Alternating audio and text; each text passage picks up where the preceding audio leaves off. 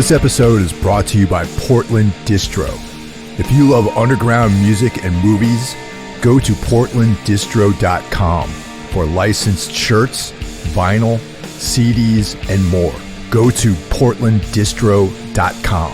Plug in the discount code MikeHill666 for 15% off at portlanddistro.com. All right, looking forward to this episode. It's a special one. Before we get into it, I have to give credit where credit is due. Shout out to my brother, Jackie Smit, the host of Into the Necrosphere podcast, for turning me on to this band, Trivax. They're a new discovery for me. They've been a band for over 10 years, and I'm fortunate to have Shayan to come on as a guest. So without further ado, let's get into it.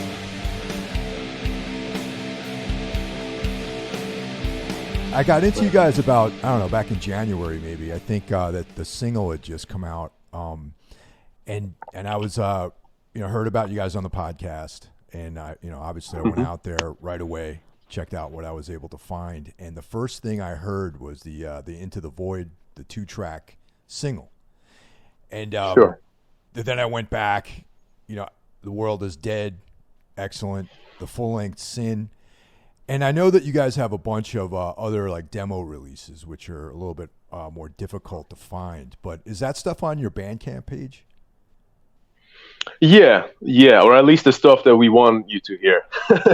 Okay. Yeah, we've got. So The World Is Dead. I think I sort of consider that as our like first real release, so to say. We did some like demos and like some other EPs before that, but I think World Is Dead was sort of like where we sort of found our foot as a band, but also myself as a musician, as an artist. I really found this sort of, I found this spot where I could really express myself. Obviously, it's far from perfect, but I think for what we had at the time, that's still a release that I'm quite proud of to this day.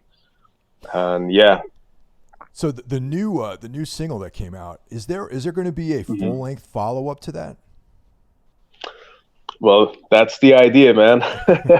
We're actually, so the thing with Into the Void, it's, right. You know what? I may as well just fucking go ahead and say it. Can I swear on your podcast, by the way? Yeah, go ahead, man. This is Buck Wild. Go for it out here. I know. I thought so. I just wanted to make sure, it's the... I know what I'm working with. Yeah, so basically... I'm just going to go out and say it. Into the Void, the recording is actually from our next full-length album recording. Okay? Ah, okay. So what we've done here is that it's been mixed differently with a few elements here and there to create a package of its own. So I would even go as far as saying that you will actually hear that song later on. It will sound very different to how people will know it now, but you will hear that song again. And yes, the plan is to release a follow-up album. Unfortunately, at the moment, we're a little bit stuck because of because before the pandemic happened and all that stuff, we didn't actually have a record deal, and we were sort of like just casually searching for options and stuff that were out there. And, that obviously a lot of record labels and bands kind of, I think, struggled when that happened because everyone had to then postpone albums. And now that things are kind of going back into motion, everyone is struggling finding release dates for albums because all of the vinyl pressing companies are fully booked up for months and months in advance. So it's a bit of a tricky situation for us. We're pretty much, we're ready to, we're ready to rock. We're ready to just finally get this album out there. And I think we've done a very good job of keeping the majority of it concealed as well, because obviously I might sound biased, but it is without a doubt the best thing we've done so far. Like people, this is one of the things that almost actually frustrates me nowadays, without going on too much of a tangent. But I feel like people who know Trivax don't actually know what we're capable of yet, unless they've either seen us live recently, which obviously it's been a while since we played anyway, or more importantly, hear what we've got on the new album. And it's a tricky situation. Trying to show that to people when when you still haven't actually released the album yet. So yeah, it's a tough one, but hopefully, fingers crossed, if the right record deal comes along and the stars align, which I'm sure they will, I'm going to make sure that they do. We will get this album out. Yeah. Yeah, the stuff on Into the Void is any indication, man. I think the new full length would be great. Aside from the title track, the sort of B side, that Black Nirvana, I really like that one, man. It's like very.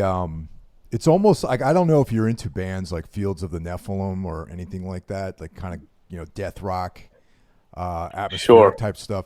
A lot of it reminds me of that, and this kind of dark, nightmarish kind of atmosphere, like this like contemplative kind of vibe in the song. And so that right away, even though it's an instrumental, and oftentimes bands put instrumental tracks on records to fill up space, it didn't feel like a space filler to me. It felt like something that was very intentional. Absolutely, yes, you're right about that. First of all, just to open a little bracket here as well, I really love the fact that you just mentioned Fields of the Nephilim. They're one of my favorite bands ever, and I would say that Elysium, in particular, is probably one of my favorite albums of all time, if not the most favorite album of all time. Even though I can listen to it all the time, because it takes my mind to kind of funny places, that I can't always go to. But that is, without a doubt, I'm sure that even though it wasn't probably intentional, I wouldn't be surprised at all if some of their style, especially from album 2 and 3, might have leaked into my own music, no doubt. But the deal behind Black Nirvana was that, so basically, Into the Void, it's kind of a single, but we actually tend to label it more as an EP, and what it really is. Sure. Low key, it's kind of like a conceptual release. And the thing with that is that the song Into the Void itself, the title track and the A side, is basically, that's sort of your journey of reaching the beyond. It's reaching the ultimate power, but that ultimate power is, in a way, it's sort of like, look at it this way. You've got a blank page, and then if you fill the entire page, you've got a blank page again.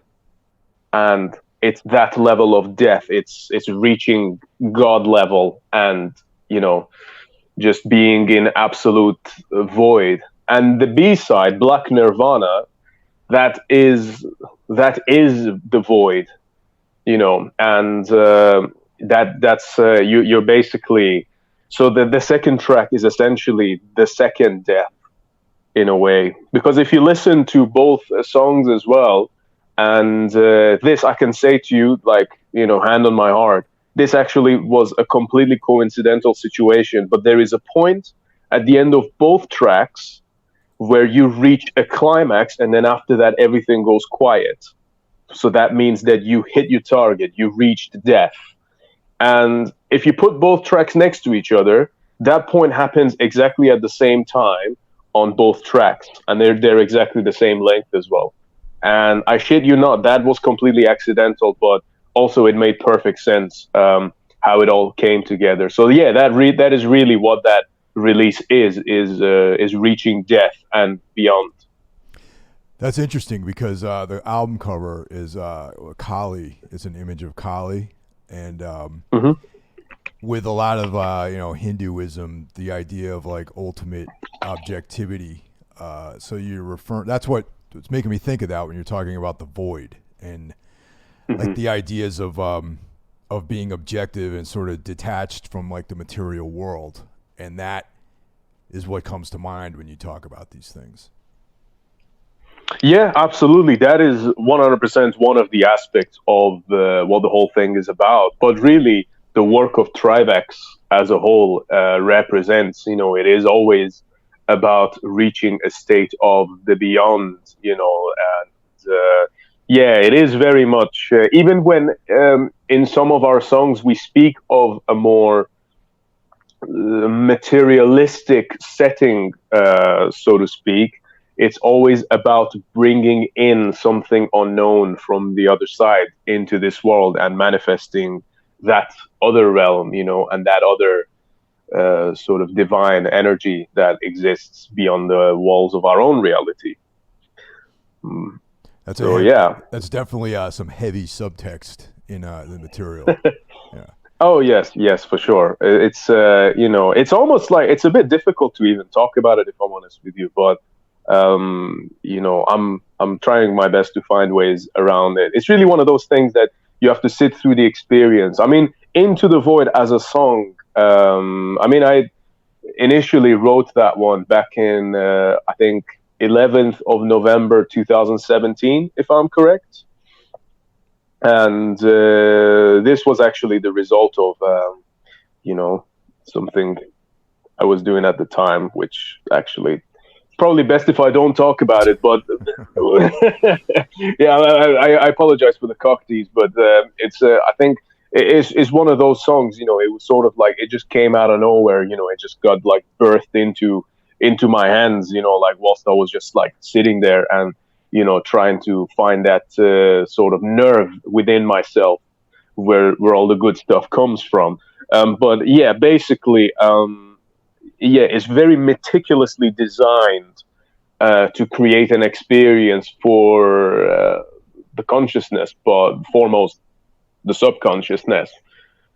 And every time we have played that, whether in rehearsal or live, because we did actually play this live during the last tour we did before lockdown. There's always something special that is happening, and I've seen the results and the fruits of how it can impact things around us when things are designed in that way.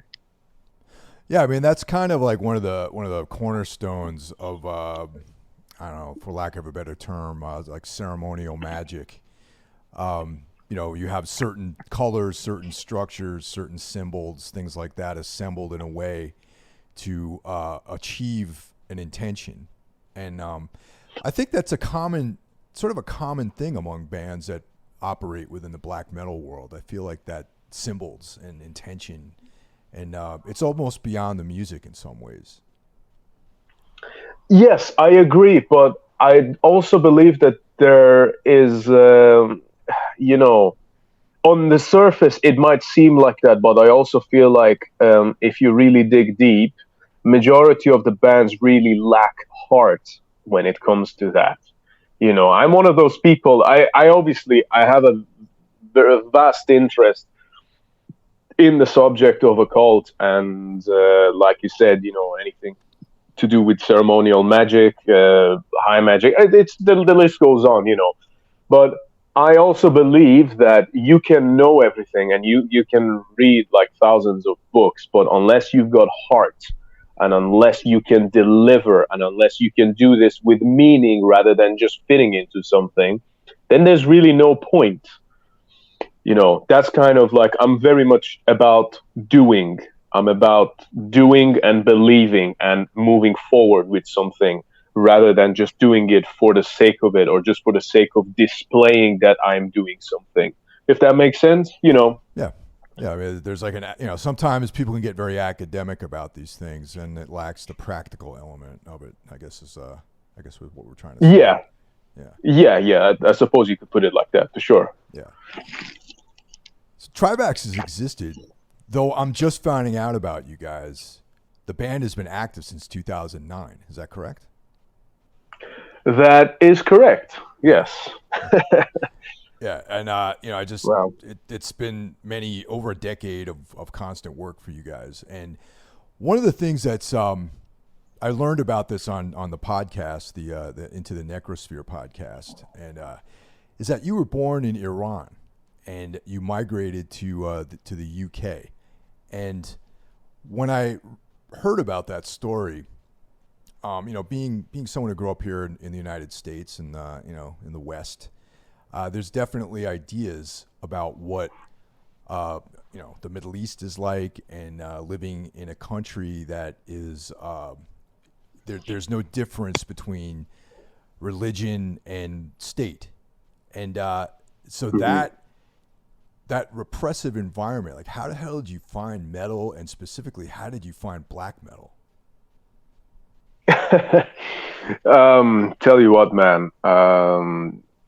I always say it's one of those situations where it found me rather than the other way around. Right. I know I've said this before, but it is, it's just the truth of it. It's one of those situations. I think when I look back at my own life, I mean, I suppose as anyone does, you always see patterns that, like when you find yourself in situations and then later you look back at it, you think, oh yeah, I was meant to do that. I was meant to end up in that situation because that's my purpose, And for me, metal and black metal, it was just like, it was like peanut butter and jelly. It was just like, when the kind of like kid that I was growing up, it was like, I don't know how much of a psychological analysis I can even do about it, really, but it totally makes sense, like observing my own personality and how I ended up clicking with such a thing so much. But really, I think it came from, I think I accidentally, you asked me how I found it, I accidentally always kind of crossed paths with it here and there, whether it was through, I used to be a really big wrestling fan when I was a kid. And that was another thing I found through complete accident. But obviously, there was some elements of metal and heavy metal in that. Sure. Yeah. And then later on, like from music videos or like video games and things like that, I always heard that, and I always had a very unreasonably like super excited reaction to anything that sounded heavy and sounded like I just went fucking nuts, like I was a really weird kid. Like I was quiet a lot of times, but there were some things that just really gave me like a massive adrenaline boost, and probably some degree of ADHD as well, but like there were some things that really got me excited. And I think I remember, I think what did it was just seeing Metallica on satellite TV, which is illegal, which is like a whole other story of its own. And the volume was off on the fucking TV. But for some reason, when I saw James Hetfield, I was like, that's it, eureka. That's me in the future. That's exactly what I'm going to do. And for some reason, that moment, even though it only lasted for seconds or maybe minutes at most, ended up actually defining the rest of my life. And, I am here today talking to you because of that moment. Well, all right, let's back up for a second, because you indicated that it was illegal to see things like Metallica on television. And so my understanding, Iran is a Shiite state. Is that correct? Right. So if we're going to go there, basically, let's set a few like basic explanations, just to kind of give an understanding of why the fuck it's even illegal. Why is it like that? Why is this such an obscure thing over there? Is this because it's a lesser privileged country? I might say no, especially not at the time, and certainly not from the background that I came from. What made it different is the fact that you got a country like Iran, and they're obviously in the political map of the world. Iran has a very special but also a very sensitive position.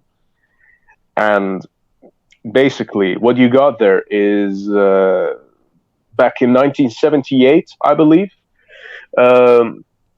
there was countrywide protests and riots, and basically they kicked out the Shah of Iran, who was the Shah being the king. We had a royal family back then. Right.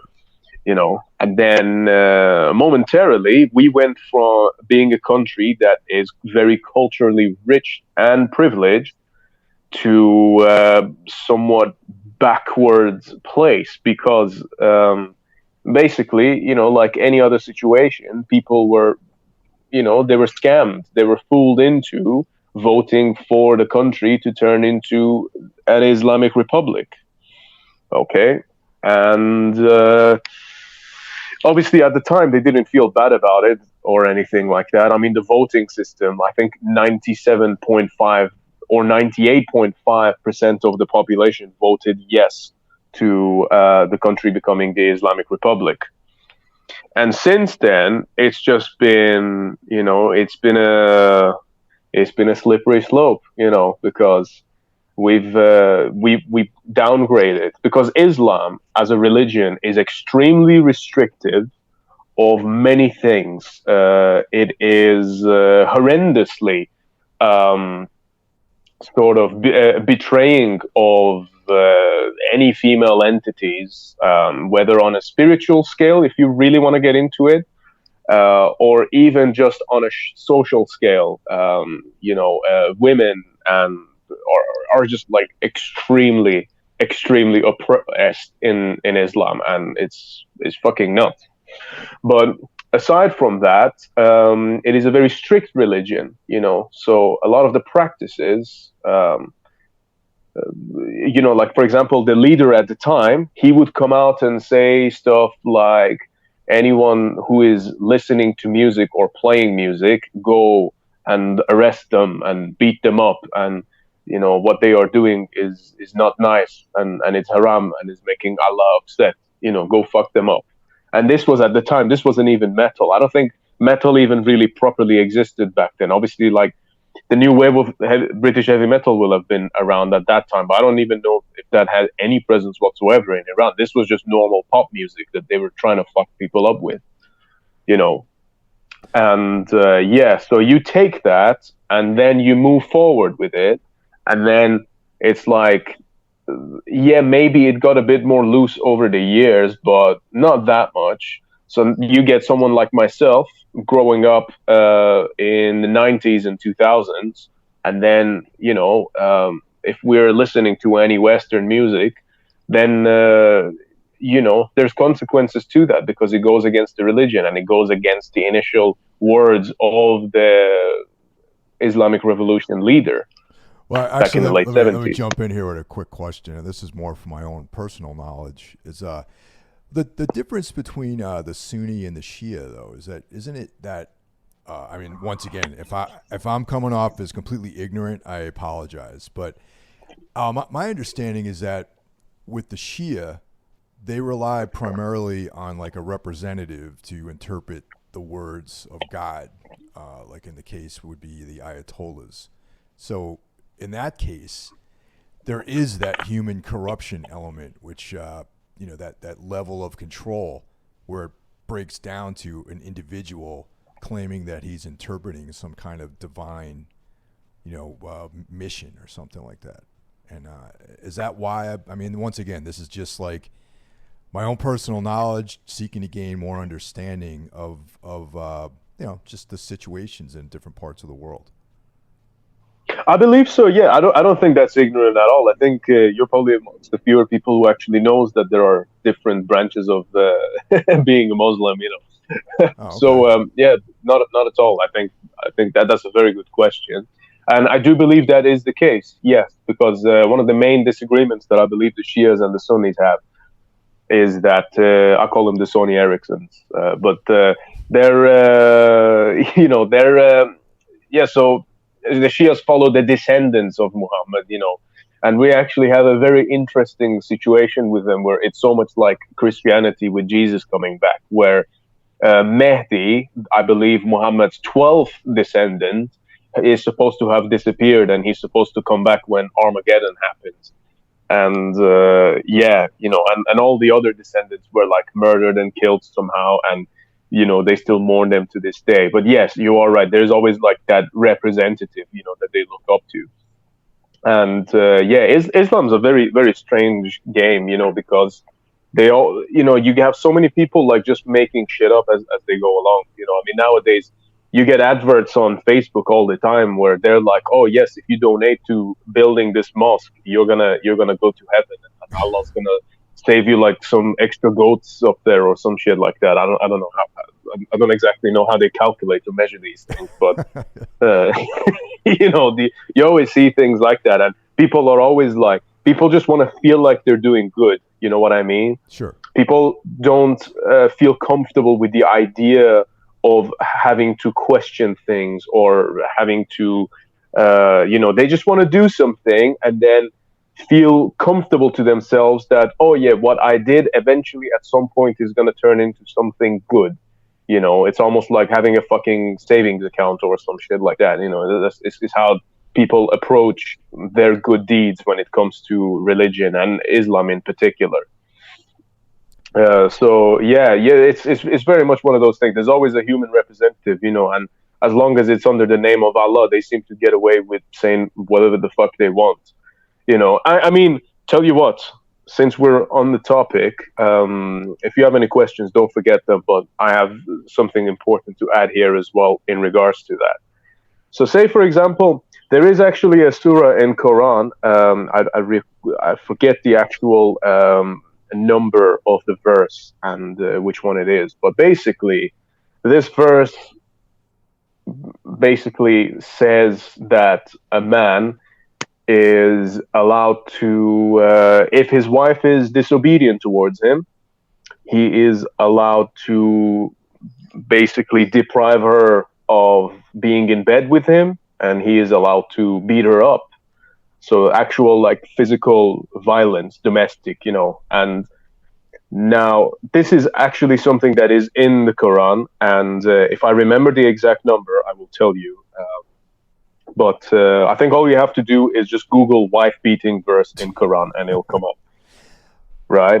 Yeah. And now what you get is all these fuckers who are trying to justify it. And I've watched so many videos on this, where it's like you get like the modern day Islamist guy saying like, oh no, but what Allah said was that you're meant to smack her very lightly or some shit like that. Like they're trying to justify domestic fucking violence preached by their religion, and I think it's fucking disgusting. Yeah. And what hurts me more, I mean, I mentioned this on Jackie's podcast as well. What fucking boils my blood and just doesn't make any sense to me is when like you get all this, you get actual like feminists who just because out of spite they want to say, like liberty and equality for all, being like, oh yeah, Islam is good, Islam is great, and it's like, no, if you lived in an Islamic country, you'd be forced to wear hijabs, which is the least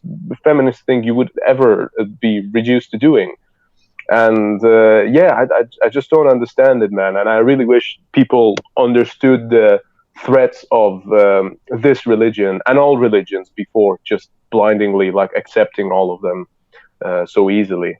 Well, yeah, I mean, I've always thought that any kind of monotheistic religion was really just designed to control people, in general. Mm-hmm. And, even if, say, way back in time, if some prophet did have some kind of experience where he got some sort of divine message from the beyond, maybe his spirit might be pure, but that translation, once greedy politicians get involved and people who are trying to control other people get involved, that's when it gets perverted and turned into this weapon. Absolutely. I mean, Islam, you know what? It has one advantage over everything else, and this is why it's a scary situation. This is why, for example, they are so forcefully accommodating towards it, especially in the UK, and it's because all religions, they're a business. The monotheistic religions, they're a business. They revolve around money. Islam is the one religion that has successfully, I think more so than Christianity, they've successfully been able to sell people something that isn't actually there. They've been able to convince people to do things without any monetary excuse, because all your reward is up in heaven. So why the fuck would you want anything here? Now, what weapon is more dangerous than having an entire masses across the world on your side without having to sell them anything, and in return have them give you everything, including their lives. This is how you get suicide bombers. You've now convinced someone that their reward is in the afterlife. So why the fuck do they need millions of dollars or whatever to do something? It's a very scary situation, but they've done it very successfully, and I think by the time people figure out how much of a shit show this really is, I fear it might be too late. Yeah, it is. It is terrifying, and sad in a lot of ways. That Mm-hmm. the manipulation that goes on. It's in the name of some higher power, and with any religion, I always go back to like the guy at the beginning might actually have had like a pure heart, be it Jesus or Muhammad or whoever. And then once all the other fuckheads get involved, they turn it into this other thing, and it just becomes like a tragedy, Absolutely, yeah, because there's always agendas involved, and it's like that with politics. I've always said this. I have no doubt that there are politicians out there that have a good heart, but they're all fucking corrupt because that's how Yeah. the system is built. That's you have no choice but to give in to that system, even if you have good visions of your own. You have to make a lot of compromises before you can even get to a point of pulling them off. Otherwise, you wouldn't even be in a position of power. That's just how it works in our world, unfortunately. But it's down to the people to change that. So growing up in this environment with a lot of this religious dogma and all this other stuff surrounding you, when you started embracing, this like, for lack of a better term, like a more left-hand path sort of, existence, how much of a struggle was that for you? Massively, big time. Yeah, I can't you even know, imagine what that's like, because you think of religious dogma. I mean, if someone is listening to this and they've grown up in a Western country, they might think of religious dogma as it's select few people around them, and that still feels shitty to have that kind of oppression. But in my case, imagine it's you versus the entire society are all around you. Okay, it is everyone. And the thing with Iran as well is that the religion is rooted so deeply within the psyche of everyone. Even the non-believers would be like, "Well, hold on a second. Why are you saying that? Stop it. You're fucking you're putting yourself and us in danger. Stop." Like it's like that's the mentality of everyone, and that's a weird situation to be in. You become. I've always been, I'm a very resilient person, and I'm kind of like, I'm not really afraid of taking risks, and I certainly did things whilst I was there that could have ended very badly for me. So I'm lucky to still be here right now. But also, I want to say that, you know. It's still not easy. That doesn't matter how strong you are as a person. It doesn't make it any easier being around that. It doesn't make it any easier when the entire world is against you and you're against the entire world because you see things differently. And it's a scary situation. But I also have to say that that's actually conditioned me more to be at where I am today, especially with all the COVID stuff happening. I feel like I'm in a similar spot now than I was back then in Iran, where it's sort of like a me versus the world situation, except that I'm a lot smarter about it nowadays. So yeah, it wasn't easy. Like imagine like listening to music. I'll make you like a few examples of like, you know, um, I'd just be like I don't know, in the park, with some of my friends. And I used to have like one of those small shitty phones, back in like 2008 or 9, maybe. Right. And then we used to go to the park. Me and my like one or two friends used to meet up there. And then we used to actually find bushes in the park, like in the sideways where like the police couldn't see us. And then we used to go there, and then we used to like play like Mayhem and Emperor out of our phones, and we used to like actually headbang to it. And that was our fun. That was our fucking outlet as at that age. You know what I mean?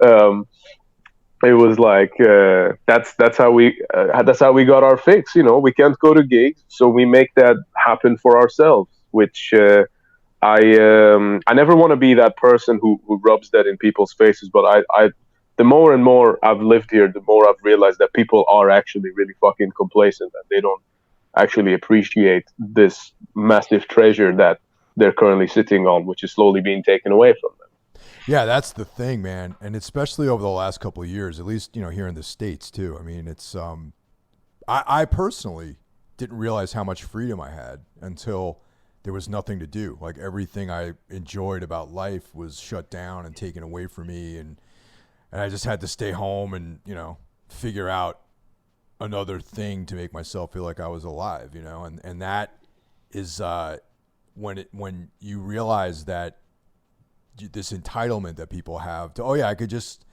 do whatever I want culturally. When that's taken away from you, you realize about how much freedom you actually had and lost. And that's an incredible feeling. And this really sad part of it is the fact that because people aren't used to fighting for this freedom,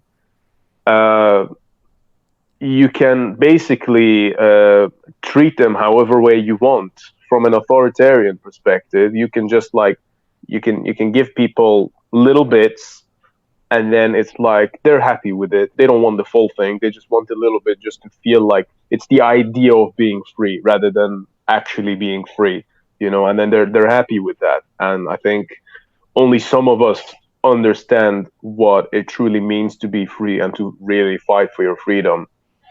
And I mean, don't get me wrong, I've certainly been through my phases during the last year and a half or so where I've just sat there and I've not felt like doing anything. But it's like I am also one of those people that if I ever get into that kind of zone where I'm not doing much or I'm not being productive, I just have this feeling that fucking eats away at me from the inside, where it's like, what the fuck are you doing? Just like, come on, and yeah. So it's a tough one. I don't think any of us, doesn't matter how much we might even claim to be. I don't think any of us were conditioned for these circumstances, but in hindsight, they're not even extreme circumstances. Far from it. Not even close. And it just goes to show how comfort and complacency in the modern age weakens us. Oh, yeah. I mean, that's always been the case. I mean, I follow a lot of combat sports, and you always see like boxers, they start making millions of dollars, and that desire for success, that desire to achieve, it slowly disappears, and that's when those guys start getting knocked out. And you can see that. I mean, the perfect example of that, if that's the realm we're getting into. I mean, I'm a fucking huge fan of him, but Jorge Masvidal getting knocked out by Usman was like, yep. You know what I mean? Like, that was exactly the case. He even said it himself as well. I mean, I really like that guy. I think he's even got a close birthday to me. So, but but like, yeah, that's it. That happens. You can never lose the fire. You can never lose the hunger. And it's like, if you do, you need to know that you need to walk away. And make sure that when you're doing something, always do it for the right reasons and do it for integrity. And I think one thing that always helps is remembering also where you come from, remembering what got you to where you are now, remembering that much of this world is an illusion. Do you know what I'm saying? I know exactly what you're saying, because there's whole philosophies built on the fact that all of the world really is our perception of it, and it's like, the things that we don't see. Once again, I like to, I'm not really into Buddhism or the Hindu. I'm familiar with their ideas, but it's not something I really follow. But that's like a very Buddhist idea, is that the world is like a total illusion. Everything's connected, but it's all part of like one continuum. You know what I mean? Mm-hmm. So yeah, it's something I Yeah, ponder a lot. absolutely. And I fully agree with that. And you know what? That's the kind of mindset and mentality that, earlier when I was saying to you that black metal found me and it made sense when looking back now why I ended up in those situations. It connects exactly with that theory that you just described. It's like that's what's meant to be. It's the correct design for it. You know what I mean? Yeah. So it's like subconsciously you just attract the things that are of you. You are the world is you. It's all connected. When did Trivax actually start? Like, when did you actually start doing the band, writing material, put together a lineup? So we've got like, see, like for example, you said we've been around for over 10 years. To me, Trivax has three different starting moments, right? Okay. The first one, obviously, being April 2009, where I formed a band. I had already started writing some music, but I formed a band with myself and a gentleman. I won't give his full name because I don't want him to get fucked up. But he goes by the name Lord Avlas, aka L.A. He's the vocalist in a band called Lavizon Jangal, and who Trivax actually got its name from one of their early albums, which was never actually fully released. So me and him, we kind of formed Trivax together. I mean, it was my band. I said to him, if you go and learn how to play drums, then you can be in my band. And then he was like, all right, cool, let's do it then. That's basically awesome. like, yeah, that's basically what it was. We were just friends in school. And I always really hated him before that as well, because he was a lot into hip hop, and he used to always really piss me off. But for some reason, me and him just ended up becoming best friends. And I was just talking to him like earlier today, it's like, so I started the band with him, and then we went on, and we never really had a real band, because he struggled getting a drum kit, so I ended up becoming a bass player. And then after a while, he was getting on my nerves too much, so I told him, I was like, I don't want you in the band anymore.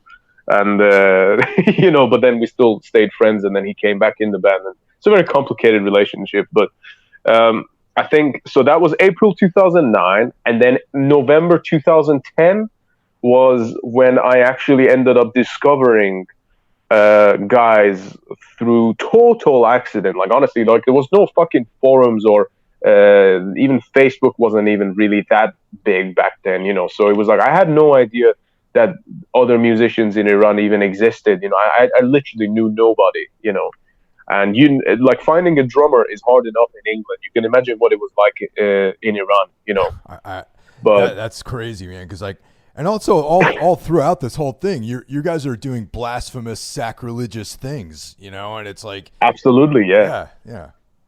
Absolutely, man. Fucking hell, like, some of the shit that we did, especially between 2009 and 11, it was just fucking crazy. I don't know how we didn't get arrested, like, we only didn't get arrested because we weren't caught for some of the stuff we were doing and saying, that's simply what it is.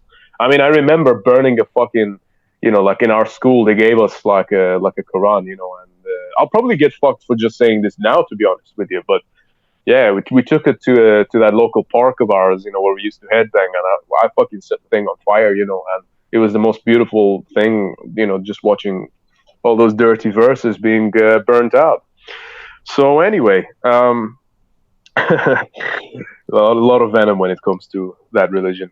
But yeah, so in November 2010 was when I found Kayvon, who ended up being the drummer in the band. And Sino, who was the bass player. And also I met, we had a guitarist at the time as well, who low-key ended up being actually a bit of a black metal fan, but then we had to kick him out because he wasn't as good as I was. And, it was a very wild kind of situation there, and we were all quite young. So, yeah. So, yeah, that was the second beginning of Trivax, where it was an actual band. And then for the first time, I was actually getting to play with people who had a drum kit, and we all grew a lot in that short space of time. And man, it was fucking crazy. Like nothing. I will never ever forget the time I had with those guys when we were actually a band, because honestly, it was one of the most like it was just fierce. Everything was just insane, like some of the shit we were doing, and there was just so much fire between us. And I still say to this day, it's a shame we never recorded anything, but also that we didn't actually get along that much either, So it was just like a lot of that fire and tension was just translating in different ways rather than towards each other. Right. But yeah, so funnily enough, the band actually did kind of disintegrate just before I was to leave Iran, where my bass player and drummer nearly ended up killing each other in the basement, where like I think the bass player stabbed the drum in the neck with a pair of scissors, and the drummer like bit his arm, and took a chunk of skin out of his fucking forearm. It was one of the like most brutal things I've ever seen, and the entire time I was just kind of stood there. But yeah, it was a really beautiful thing to be able to see something like that in person, but also like I kind of realized like, okay, I don't think this is I'm really gonna go anywhere further with these idiots. And even though I was actually the youngest member of the band by like 3-4 years, I still like kind of like orchestrated a lot of what we did, artistically speaking. And yeah, so that was I think we disintegrated maybe I think July 2011, and then literally September 2011 I moved to England and then reformed the band with a British lineup, with myself on guitars and vocals. When you were living in Iran and doing the black metal band, doing that Trivax Iran, for lack of a better term, did you wear like a leather jacket and like spikes and stuff like that? I know it sounds like a funny question, but like that would like definitely put a target on your back, I imagine. Listen, man, owning a leather jacket or anything with spikes would have been my fucking dream back in the day. Right. Yeah, that's like why I'm asking the question, wish, Yeah, I wish I owned stuff like that, man. I remember it was like, that would have been a dream. No, I certainly like even a t-shirt. I didn't even have access to any band t-shirts until like maybe just the last few months I was there, because we found these guys who were there's a street in Tehran called Jompuri, and there was actually like they like import instruments, but also one of the instrument shops, they actually started importing bootleg t-shirts from Thailand.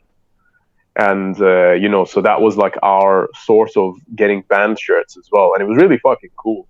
I remember one oh, this one always gets me, man. So I was visiting there one time.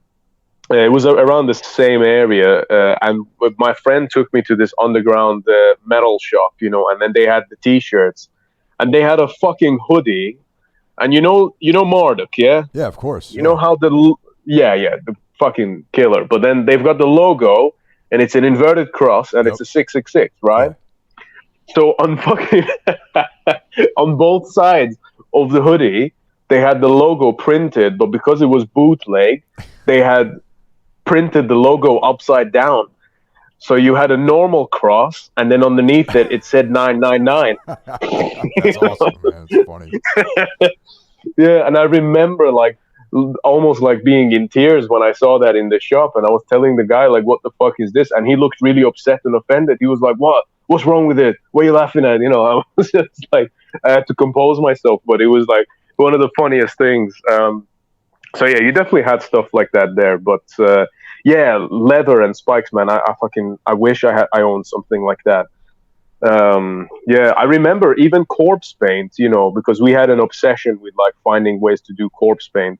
And I remember when I was 14 years old, so I'm 1 year older than Lord Atlas, who's the vocalist from Lavizon. So I was 14 and I think he was 13 years old. And me and him used to go around this sort of like a mall in Tehran.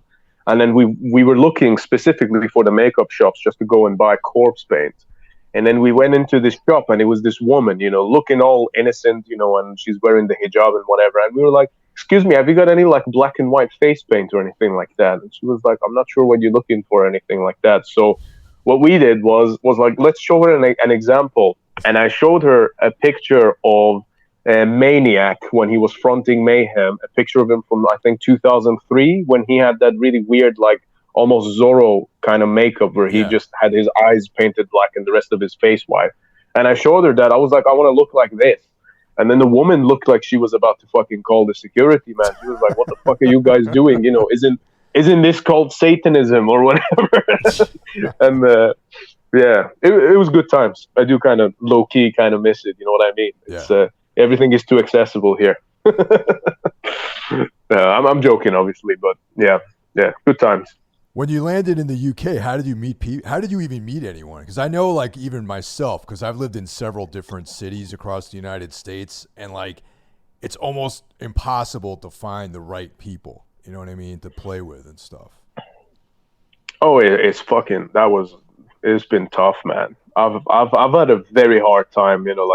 I'll be honest with you. Like I said to you, I'm a fucking resilient person. I'm one of those guys that it's like, if there's a nuclear explosion, I'll probably stand there and argue with the explosion. You know what I mean? I'm kind of a bit like that. But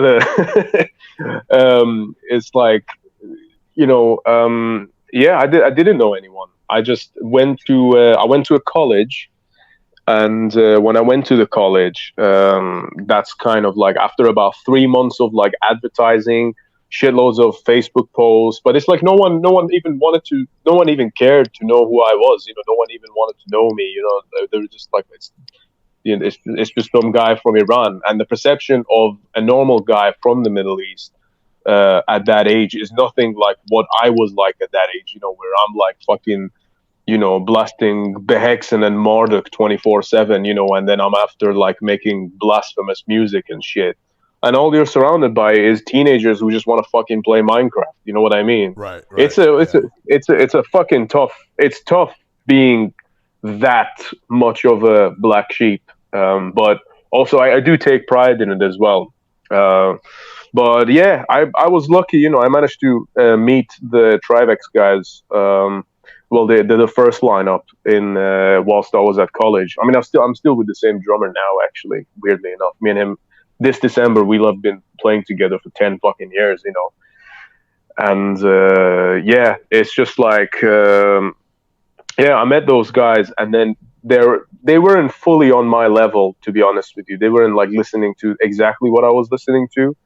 But our old guitarist who joined us then, he had some like closer tendencies to like he at least like knew Mayhem and stuff like that. So then I could click with him more, and then through him I could collect more with the other guys, and then we sort of started out, just by I had to kind of like loop them in, into my world where it was like, okay, let's start playing Metallica covers, and then it's like, oh, so next week we want to do a cover by I don't know, like fucking Death, like we used to cover Death quite a bit, and then I slowly kind of like dragged the guys into my own world of like wanting to play extreme music. But even though we did what I wanted to do, they weren't really at the level that I wanted them to be. Especially back then, I wanted the drummer who'd be able to play blast beats. I wanted guys. I probably needed guys who were a lot older than me back then. Right. But it's just the way it went. And it took a long fucking time to build that up, but I think now, for example, I probably pretty much know every person like in the UK scene, at least. You know what I mean? So it's just one of those. But it wasn't easy. I spent a lot of years just being on my own, with not really any real friends. You know what I mean? And it's fucking hard because everyone's got their families when they're at that age. You know what I mean? And it's not like I came from a broken home. I left my family just to come here and be able to play that music. So it was definitely tough not having that, but also it's that's also what shaped me into who I am today. So I wouldn't really change it. Yeah, it's always hard, man. I remember back in my early 20s, I moved to Boston of all towns and tried to like there was other reasons why I went there, but playing music was definitely a prime reason for me. But Yeah, man, you just feel like such an outsider, and just trying to meet like the right people. It's like so challenging, you know.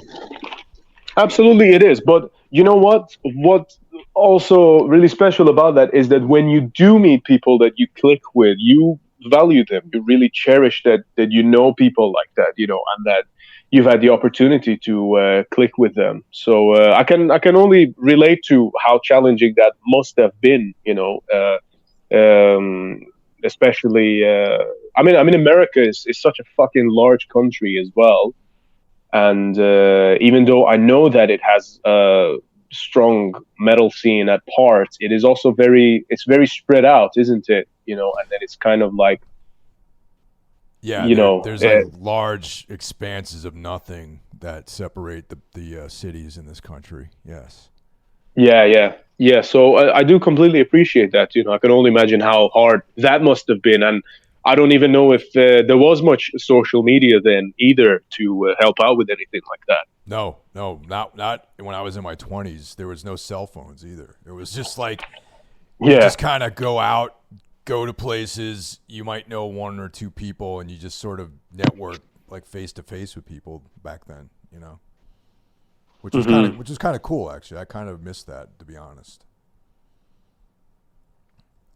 Yeah, for sure. I think that's definitely one of the things that is actually missing from metal in general nowadays. Like just the whole thing of writing letters and all those kind of things. Nowadays, it's all about right. It's almost like any other marketing kind of situation where it's like, oh yeah, if you're sending an email to a label or whatever, you gotta make the correct like sentence thing to get their attention and Oh shit. yeah. Everything is Hmm. about pitching and sales and marketing, which, by the way, I actually love that aspect of things. But metal to me has always been a bit more than that. Metal to me is about making a human connection. It's like, oh yeah, you're a bit like us. Oh, we're a bit like each other. So let's like kind of connect here over this, and then let's see like how we can like feed off of each other on this. That's kind of like that's what makes it special. Whether it's like you want to look back at like tape trading, or like I said, letters and things like that. I mean, every now and then, I still have moments. I mean, I'm quite lucky. I'll be honest with you because I never the background that I come from in Iran, I think, is a lot more similar to how some of the original metalheads will have grown up with in terms of the accessibility and their passion for it. You know what I mean? Sure. Um, so because of that, I do actually have a very sort of sometimes analog approach to things, where I like actually writing people handwritten letters and stuff like that. Obviously there's not many people I've done that with, but it's like I've had like exchanges with people in bands who I've admired for fucking years, and then I've got stuff from them, they've got stuff from me, and like, but then we still keep in touch online separate from that. And that's really fucking cool to me. That I think with metal you have to have that physical element because that's how you live through things. You exist through those dimensions. It's like having an LP. When you have your band's LP, and then someone gets that's a part of you. You're living life through that vinyl that's spinning somewhere in a place that you've never even been to personally. Do you know what I mean? That's how I look at it anyway. Yeah, no, that's very similar to my viewpoints on that too. And I grew up in the physical world of going to record stores and buying zines and sending things to people in the mail and and all that sort of stuff. And just some of the things like the records that I bought just because they have cool record covers or the band name is cool. It's and then you find like another person like back then there was like such a smaller group of people that even knew about this stuff. So if they had a T-shirt on, like a Sarcophago T-shirt or something of some obscure band, then you knew that at least you had like that in common with them, and that you might have things you don't like about that person, you discover later on, but at least you have that cultural, like musical, creative kind of thing going on. Which nowadays it's really hard to determine who is actually into it and who is kind of just wearing the T-shirt. You know what I mean? Yeah, absolutely. I mean, it's like, I mean, I've got nothing really against it, because if it brings any kind of unity to people, then, power to them. But it's like, I feel like a lot of metal nowadays, it's like, it's become about, it's almost like the entirety of social media now is like a one big fucking dating community. You know what I mean? Yeah, yeah, It's like definitely. you get the girls looking for, okay, let me see who's the most obscure band I can find online, and then they get an Archgoat shirt, and then like fucking crop the top so their tits pop out nice and good, and then it's like put it up, and then get all the metalhead guys, and then everyone is like, I don't know, like in a way, there's nothing wrong with that, but it's like I feel like it's kind of missing the point. Do you know what I mean? I kind of feel like that's not, if you want to look for partners online or whatever, absolutely not, no problem with that, by all means. But it's like you're using something that people like myself find very sacred. Do you know what I mean? And it's like, it has much higher potential than just, getting wet over it. You know what I mean? There's like, this is a thing of like personal strength and finding a higher level of being, and alternating consciousness. That's how I look at it. You know what I mean? And music as a whole can change fucking societies. So I don't know. It kind of feels like everyone's just kind of going for the easy option now, because I doubt that the people who say, for example, meet up over these things, then sit down and talk about, oh, so and so album. Wow, yeah, that was really good. I love the bass sound on that. You know what I mean? Oh I don't yeah. imagine those kind of conversations happening.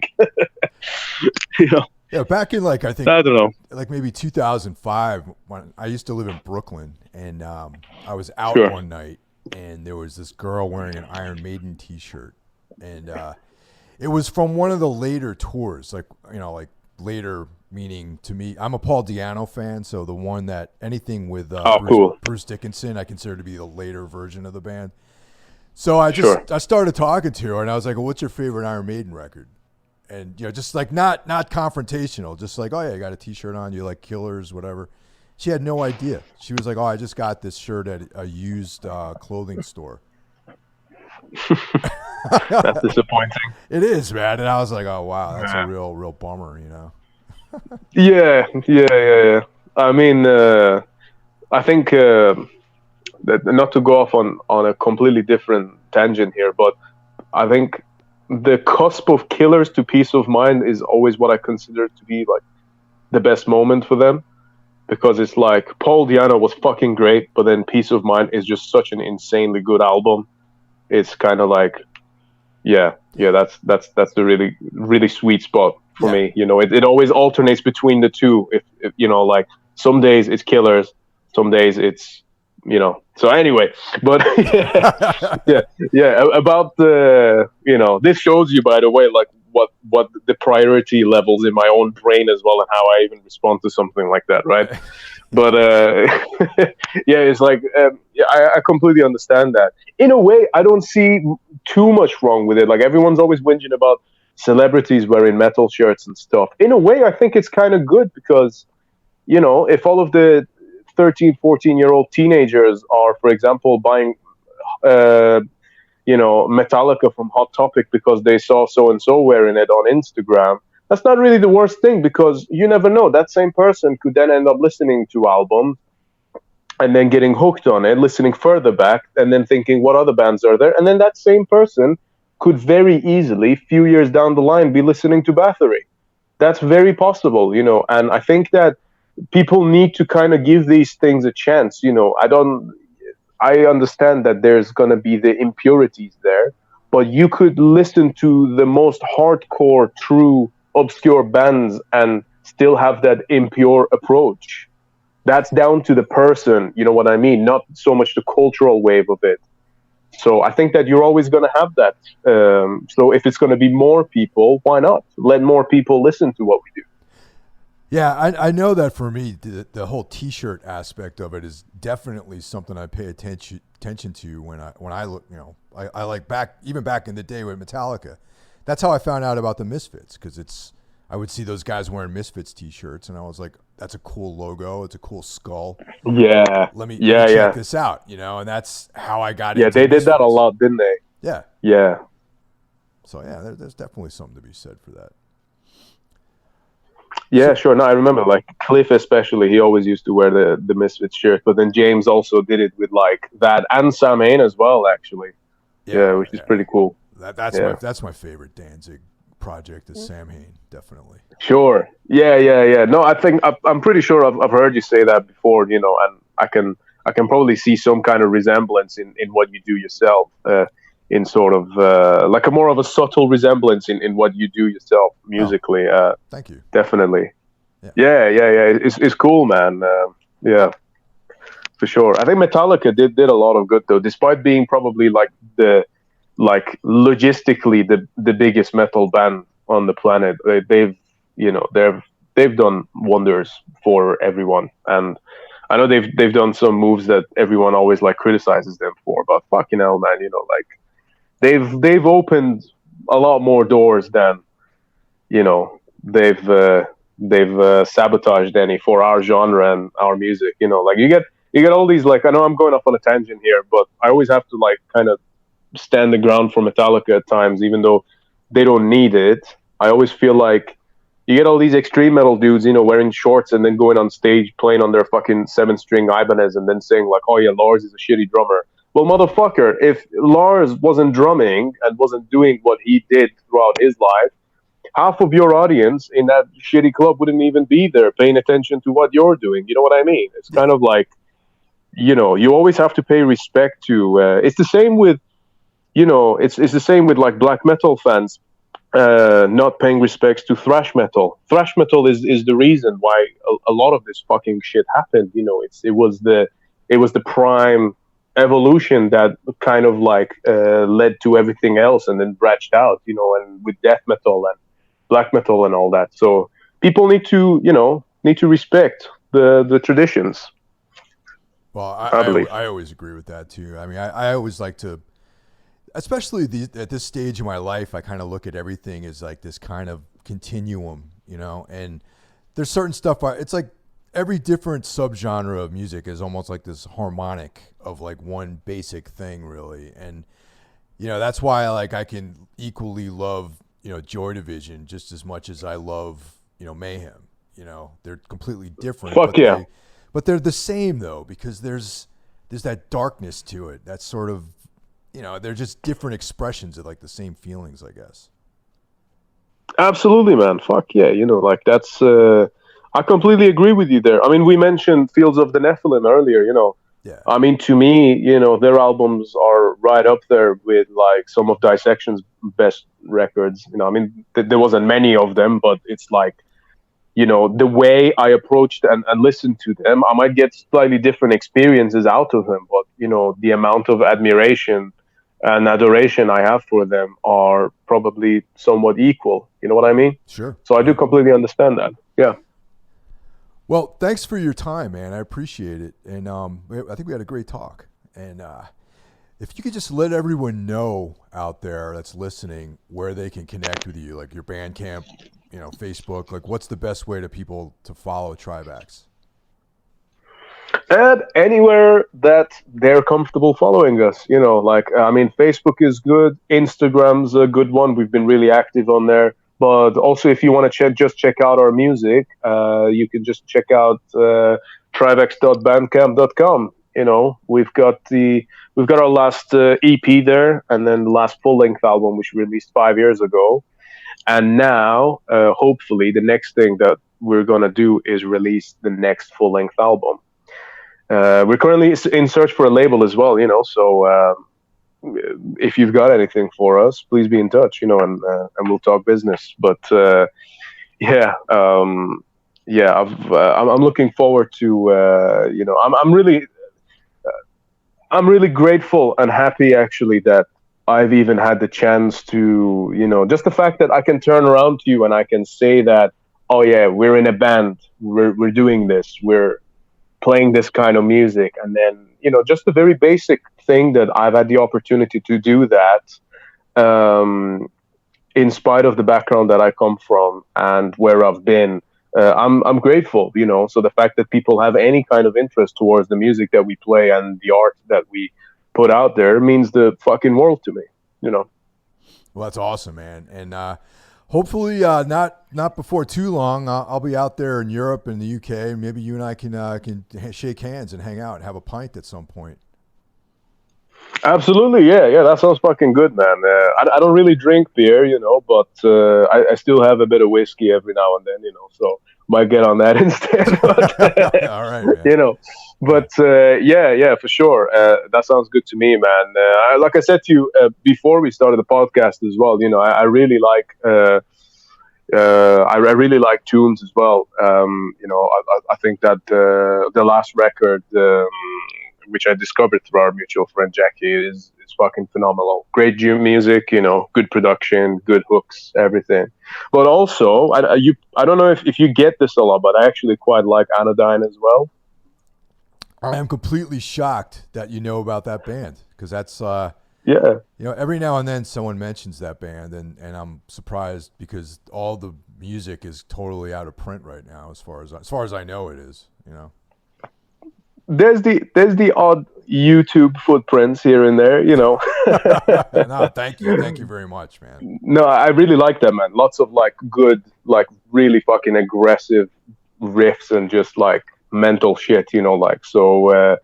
I don't envision what you must go through to come up with that, but I admire the art that you've executed in the process of it. So, fuck yeah. I appreciate that, man. That's great, and I'm happy that music still is kind of reaching people. That makes me happy. Yeah, man, for sure. Yeah, so it's been a pleasure talking to you as well. Thanks for having me on the podcast. Yeah, it's been a good chat.